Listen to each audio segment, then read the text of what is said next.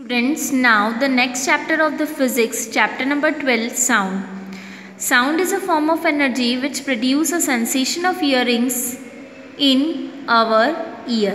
Sound energy का एक form है जो क्या प्रोड्यूस करता है, सेंसेशन, हियरिंग की का सेंसेशन प्रोड्यूस करता है और in our human body it is produce in year.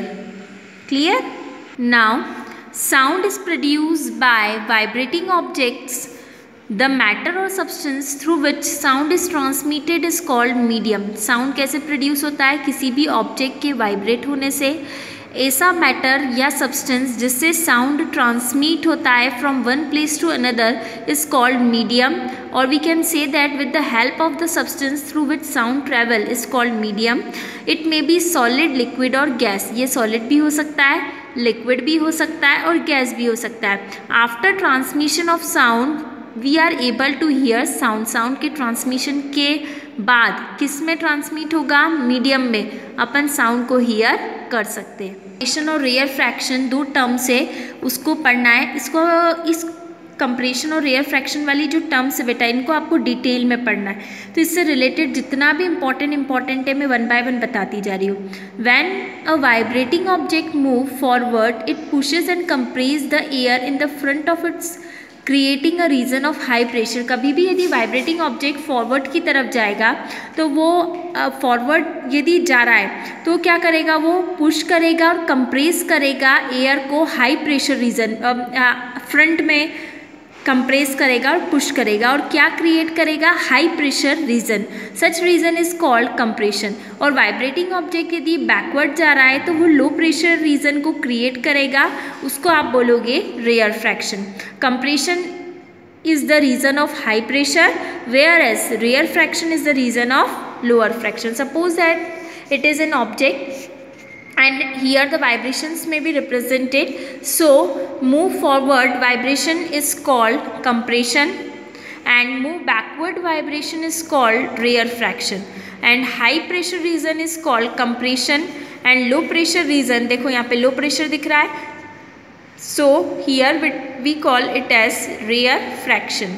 और देखो इसमें elaborations, the region where coil become closer are called compression. ये वो रीज़न जहाँ पे कॉइल क्लोज हुई है, ये यहाँ तक, तो उसको बोलोगे कंप्रेशन.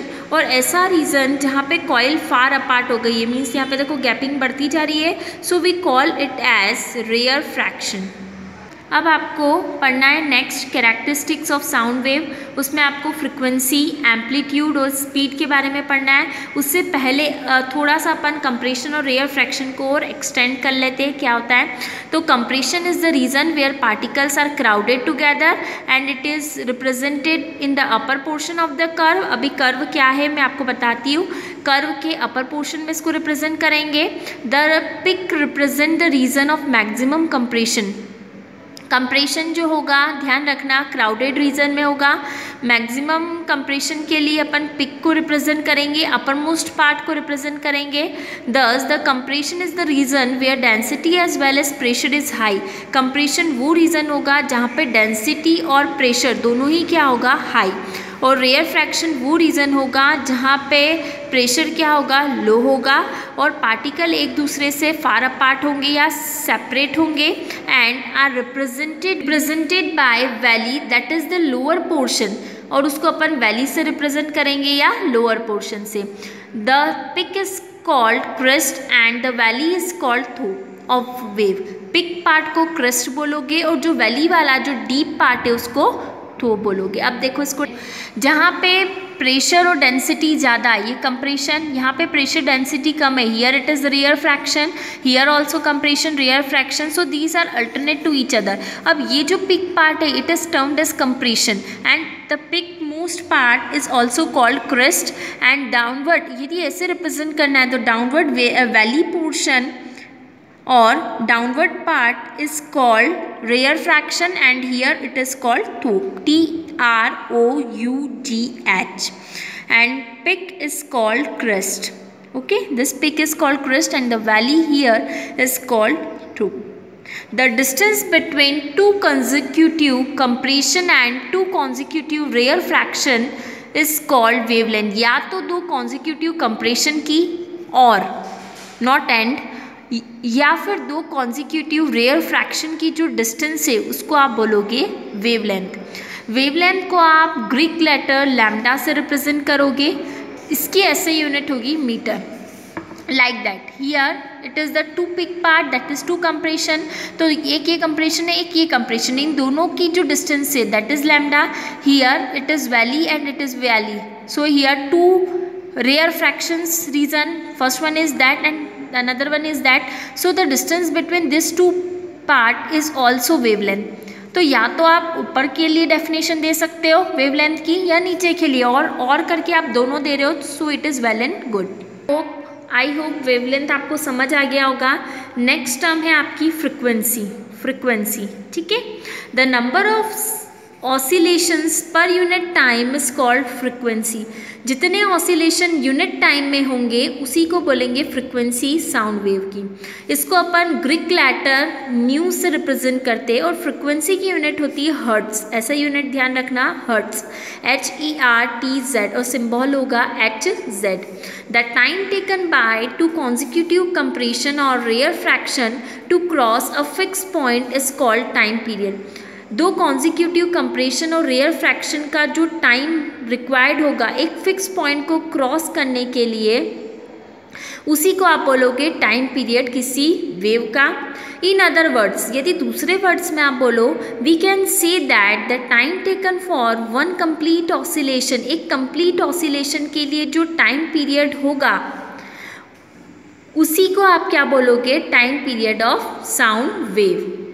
टाइम पीरियड को कैपिटल T से रिप्रेजेंट करोगे, ऐसे यूनिट जो है वो सेकेंड्स होगी, और फ्रिक्वेंसी और टाइम पीरियड में ये रिलेशन है, frequency equals to 1 upon time period. ये फॉर्मूला आपको नोट करके रखना है, okay. Now the next term is amplitude. अभी ये मैंने आपको कंप्रेशन रेयर फ्रैक्शन की हेल्प से वेवलेंथ बता दिया, फ्रिक्वेंसी बता दी, टाइम पीरियड बता दिया। Now next is amplitude. What is amplitude? तो the magnitude of maximum disturbance in the medium on either side of mean position, एक मीन पोजीशन से मैक्सिमम डिस्टर्बेंस या डिस्प्लेसमेंट जो होता है उसको बोलते हैं अपन एम्पलीट्यूड, ठीक है। इसको अपन रिप्रेजेंट करते ए से। किससे रिप्रेजेंट करोगे? Capital A, not small A. Small A represent acceleration और कैपिटल ए रिप्रेजेंट एम्पलीट्यूड। तो साउंड वेव को रिप्रेजेंट करने के लिए जब अपन ये ऐसा ग्राफ प्लॉट करोगे तो वेव वर्सेस टाइम में प्लॉट करोगे। तो यदि wave are very far apart, so we can say that sound is of low pitch, and the wave are very close, then it is of high pitch sound, like that it is represented in the diagram, okay। Low pitch है, it means soft sound है, तो soft sound को आप इस type से wave से represent करोगे। और लाउडर यदि है मीन्स हाई डिस्टेंस होगी ऊपर भी क्रिस्ट के लिए, और क्रिस्ट वाला जो पार्ट है वो शार्प होगा फर्स्ट ऑफ ऑल, और हाइटेड होगा। और जो वैली वाला पार्ट है नीचे वो भी आपका क्या होगा, पॉइंटेड होगा, और आपका नीचे से डेप्थ में होगा, ओके। सो ये हो जाएगा लाउडर साउंड। ये क्वालिटी और टिम्बर। क्वालिटी और टिम्बर क्या होता है? किसी भी साउंड का वो कैरेक्टरिस्टिक होती है जिससे अपन उसकी पिच और loudness which enable us to distinguish one sound from another, जो जिससे अपन एक साउंड को दूसरे साउंड से अलग कर सकते। भले ही दोनों का पिच और लाउडनेस सेम हो, फिर भी with the help of quality और timbre we can enable to distinguish between them. Students, I think you have learned already that in previous class that noise is unpleasant to the ear. Noise जो है वो human ear को unpleasant होती है। जो तीखा sound होता है वो अपने कानों को अच्छा नहीं लगता है, लेकिन जो म्यूज़िक होता है वो प्लेजेंट होता है ह्यूमन ईयर के लिए, ठीक है। और ह्यूमन ईयर के लिए भी प्लेजेंट है, और हीयर के लिए मीन्स सुनने में भी अच्छा होगा और अपने को भी अच्छा लगेगा। और उसकी क्वालिटी क्या होती है? म्यूज़िक की रिच क्वालिटी होती है। अब नेक्स्ट है आपका स्पीड। स्पीड क्या होता है? तो the speed of sound is defined as distance which A point on wave such as compression or rarefaction travel per unit time. Speed का जनरल फॉर्मूला पता है, distance upon time. Here in the case of sound also distance होगा, लेकिन distance को आप किसके term में बता दोगे, कंप्रेशन और रेयरफ्रैक्शन के टर्म्स में. और travel in unit time, that is speed equals to distance upon time. Speed को v से रिप्रेजेंट करोगे, डिस्टेंस को लैम्डा से, दैट इज वेवलेंथ, और टाइम को t से. t इज यहाँ पे आप बोलोगे t इज द टाइम, ठीक, और lambda is the wavelength. It is the distance travel by sound wave in one time period of the wave.